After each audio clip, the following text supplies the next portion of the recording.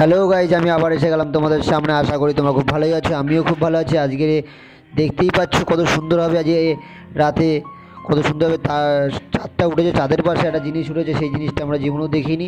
একটা তারা টাইপের উঠেছে, কিন্তু সেই জিনিসটা কি আমরা নিজেও জানি না, কিন্তু তোমাদের দেখানোর জন্য আমি এই ভিডিওটা বানালাম।